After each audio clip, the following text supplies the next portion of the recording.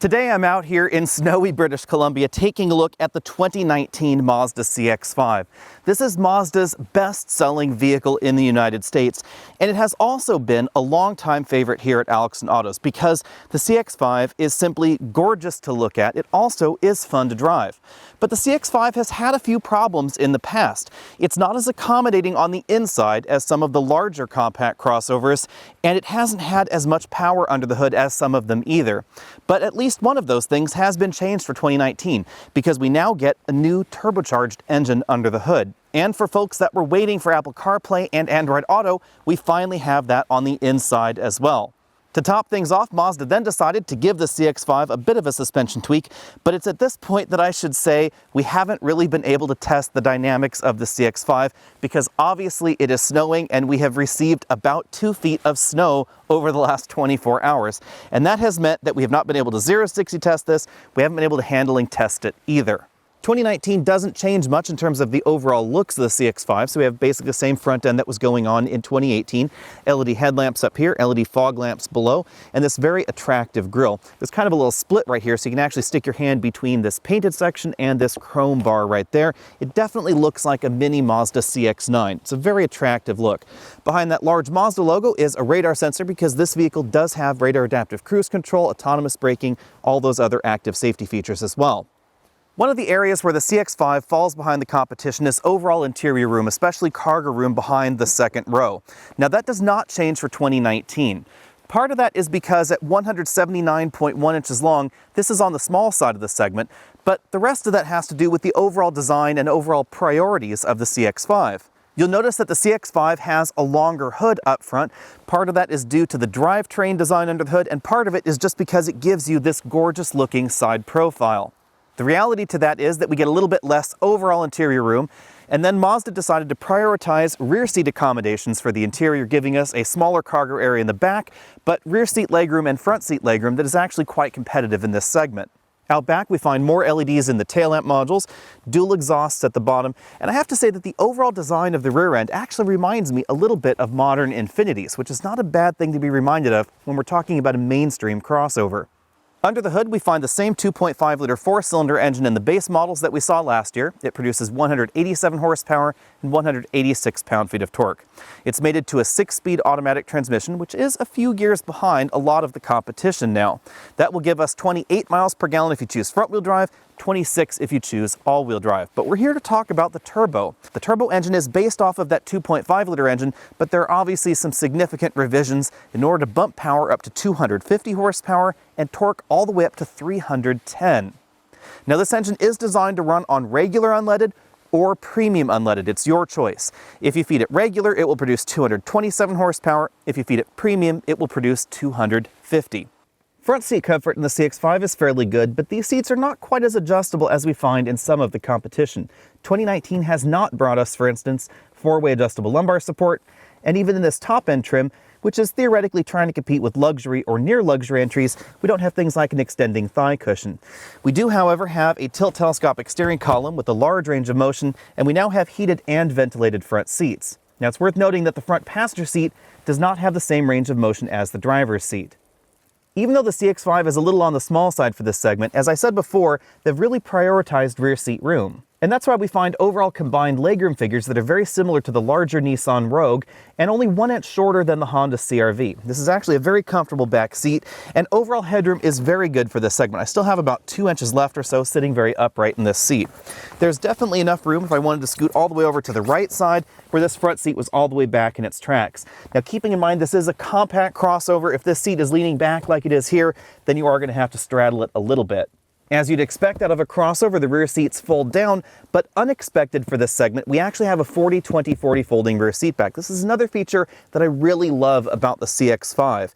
This makes it a lot easier to put large items like skis or snowboards or surfboards, that sort of thing, in here without putting them on the roof and still have 4 people in the car. That's a lot more difficult if you simply had a 60-40 folding rear seat back. The center section is not completely independent of this outboard seat behind the driver's side, so keep that in mind. If you fold that, it will fold the center section as well. If I fold down the center armrest, this is where we find cup holders and the buttons to turn on and off the heated rear seats. As I've said before, there's no free lunch when it comes to designing a car. So because the CX-5 is a little bit shorter overall than some of those alternatives, and because we have about the same kind of rear leg room, that room has to come from somewhere, and that somewhere is the cargo area. So we find just under 30 cubic feet of storage area back here. That's up to 9 cubic feet less than many of its direct competitors. However, it is relatively square, and the overall 24-inch roller bag score is only about 1 to 2 bags behind the competition. But it is important that if you want that extra room, you're not going to find it in the CX-5. As we look around this interior, keep in mind that you can only get the 2.5-liter turbo in the top 2 trims of the CX-5, and this is the very top signature trim that we're in right now.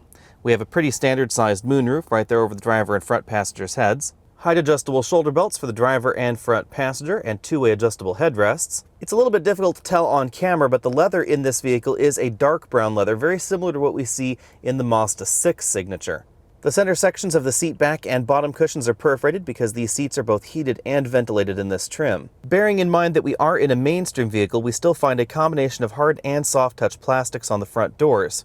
But rather unlike most mainstream vehicles, we actually have real wood trim on the doors and the dashboard. This is something that Mazda has done with their top-end trims to great effect lately. We see basically the same sort of thing in the new Mazda 6 as well. The basics of this interior have not changed since 2018, so we find basically the same shapes going on the dashboard, although again we find those improved materials like that real wood trim going on right there. Perhaps the biggest change in this interior is the fact that we now get Apple CarPlay and Android Auto in this touchscreen infotainment system that's mounted right up here on the dashboard. Although this isn't the software that we recently saw showcased in the new Mazda 3, this is the latest version of the Mazda Connect infotainment software, which again supports that smartphone integration. This vehicle features a touchscreen as well as a controller, so as long as you're parked, you can touch the screen. Now personally, I think it's a little bit of a pity that we can't touch the screen all the time, but Mazda says that this is for overall vehicle safety. As with the previous model year vehicle, this vehicle also features available factory navigation, although this particular model does not have its card inserted, so I can't really show you that right now. The overall feeling of this interior is definitely restrained and elegant. I like the overall simplicity of this layout. At the bottom of the dashboard, we have a control for the heated steering wheel, the dual-zone automatic climate control with controls for these new ventilated seats right down there at the bottom, heated seats up there at the top. Because we're driving a Canadian spec vehicle at the moment for this review, you'll notice that these temperatures are in metric. Beneath the climate controls, we have a storage area right there where we have a 12-volt power port and definitely enough room to store those larger smartphones. We then have a pretty traditional console shifter here. Drive is all the way back, manual mode is over to the left. We don't have any paddle shifters on the back of the steering wheel. And then we have a drive mode button right over here to the left of the shifter. Behind the shifter, we find the controls for that multimedia infotainment system. We have a knob that toggles side to side, clicks down, and then rotates around. We then have some direct access buttons at top, a back button, a favorite button, and this is the volume and mute knob, very similar to what we see in some Audi products, an electric parking brake right over here, and auto brake hold. Behind all of that, we have 2 large cup holders, and then a large padded center console. If I lift this up, it reveals the 2 USB inputs, SD card slot and auxiliary input for that multimedia system, and sort of a moderately sized storage cubby. This is not as large as some. In the top end trim, the instrument cluster borrows the LCD center section from the Mazda 6, which gives us our digital speedometer right there, as well as trip computer information. This is not quite as configurable as some of the competition's LCD instrument clusters, but definitely has a nice look to it that we don't see in the lower end trims. The top-end trims also borrow the heads-up display out of the Mazda CX-9, and if I zoom all the way out here, you'll notice that this is a different design than we saw in some of Mazda's other products, which had a little sheet of plastic that popped up from the dashboard. This is now actually projected on the windshield like a luxury car. So the heads-up display LCD is actually down there in that hole, and it's projecting the image right here on the windshield glass. The steering wheel remains the same as the 2018 model year vehicle, so it's still a round design, sport grips up top, no paddle shifters on the back. On the left, we find the infotainment controls, volume up, down, voice, command, track, forward, backwards, some phone buttons. This info button changes the screen right there on that multifunction LCD instrument cluster. Then on the right side, we have the controls for the radar adaptive cruise control system. Unfortunately, I don't have much for you in the way of preliminary scores today because we've been driving this vehicle out in the snow all day long. It has been snowing pretty hard, and even though these roads have been plowed, the snow's really been piling up quickly, and obviously it's not safe to 0 to 60 test this vehicle. The other problem really, of course, with this launch location is that we're up here in Canada, and logically we're driving this vehicle on winter tires, A, because that's the smart thing to do, and B, because it's required in Canada during this time of the year. So these are not the kind of tires that you would actually get on your CX-5 if you were to buy it at home in America. The result is that we don't know exactly how well this is going to handle, exactly how well it's going to perform either.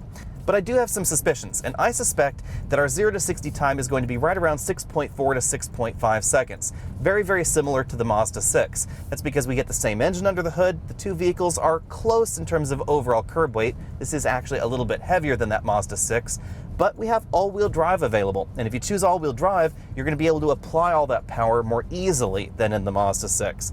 There's so much low-end torque out of this 2.5-liter turbo that any front-wheel drive vehicle with this engine in it is going to spend a lot of time spinning its front tires. But if you get all-wheel drive, like the model that we're driving right here, then it solves that problem, and you can actually apply all of that torque, all of that power, and get 0 to 60 faster. Now obviously that fast 0 to 60 time is going to be when this vehicle is running on premium unleaded. It's probably going to be a little bit slower on regular unleaded. Mazda tells us that the power difference is primarily at the top of the engine's RPM band, so peak power drops from 250 to 227, but that is still likely going to have an impact on overall 0 to 60 times. Well, I was a little bit disappointed in the overall performance of the Mazda 6 the last time that we had it, because it is a little bit slower than the Camry V6 or the Accord 2.0T. The CX-5 is a horse of a different color because the competitive set is very different here. The Toyota RAV4 doesn't have nearly this kind of power. This also has significantly more power than we find in the Honda CR-V. In this particular segment, we have entries like the Tucson with its 1.6-liter turbo that'll get you 0 to 60 in 7.2 versus 7.3 for the CR-V turbo. This is likely going to be about a second faster than those entries. It's also probably going to be a little bit faster than a Kia Sportage turbo, which is really the only direct competition to the CX-5. And the CX-5 in this format has a much better overall steering feel than what we find in the Sportage. The Sportage grips well, but the overall steering feel and overall driving experience isn't quite as good as the CX-5. Now, part of the way the CX-5 gets to this excellent driving experience is obvious on the video, and it's this very firm suspension. I've noticed that the last time we took the CX-5 off-roading, that the suspension is quite firm. And that's really noticeable if you're out here on this particular road. It is actually a smooth road. I've driven on this exact same road in the summer many, many times up here in Whistler. But when it's covered with snow, it's lumpy, it's bumpy, and you feel all of that in the cabin. Something like a Honda CR-V is definitely going to be softer, but it's not going to handle as well as the CX-5 as a result. We don't know too much about cabin noise yet because I'm not driving this at home, and we're not driving it on the OEM tires, the tires that actually come with the car when you buy it. And that's because we're up here in the snow and it has winter tires on it instead. Mazda has not specifically said that they've done anything to try and improve overall cabin quietness, so I suspect this is going to be basically the same as the last CX-5 we tested, so I'm just going to go ahead and pop that number up there at the top of your screen for reference. When it comes to overall fuel economy, again, we can't comment too much about that because of the nature of the driving up here in Canada.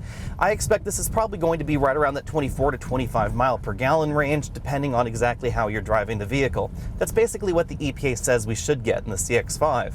That is going to be notably below something like the Honda CR-V with its 1.5-liter turbo, but remember that vehicle has a continuously variable transmission, so it's not going to feel quite like this, and it has significantly less power than this as well. After driving the CX-5 for a day, I have to say that it reminds me a great deal of the Acura RDX. Now, logically, the RDX handles a little bit better. It's a little bit faster 0 to 60, and the ride is perhaps a little bit more polished, especially if you get the model with the adaptive suspension, but the CX-5 does very, very well for itself, and keep in mind, this is significantly less expensive than that Acura. For 2019, the CX-5 has gotten a little bit more expensive. The base model starts at $25,345, although that's still a pretty good deal when you look at the standard equipment in this particular segment. If you want to get the 2.5-liter turbocharged engine, and I'm sure you do, then you have to step all the way up to the Grand Touring Reserve trim for $35,865, or the Signature trim, which is what we've been driving here, for just under $38,000. Although $38,000 sounds like an awful lot to pay for a CX-5, it's worth noting that this is now one of the most powerful vehicles in this particular segment, and one of the fastest. Again, I expect this to go 0 to 60 around 6.4 seconds. My bottom line with this crossover is pretty easy. The CX-5 was already a great looking crossover. It was already fun to drive, and it was already fairly practical on the inside. Although again, you do have to give up a little bit of overall interior practicality in order to get the driving dynamics that we see in this vehicle. But the big problem last time was that it just wasn't as fast. The overall speed didn't match the driving dynamics, and that is definitely different for 2019 because this now has the speed to go with the driving dynamics.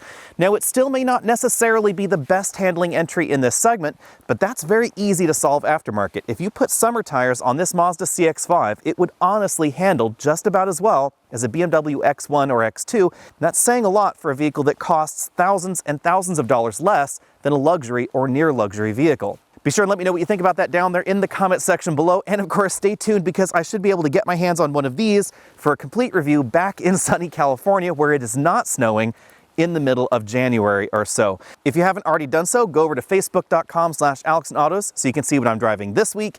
And of course, click on those related videos. Click up there to the top of your screen if you want to support this channel, and I'll see you later.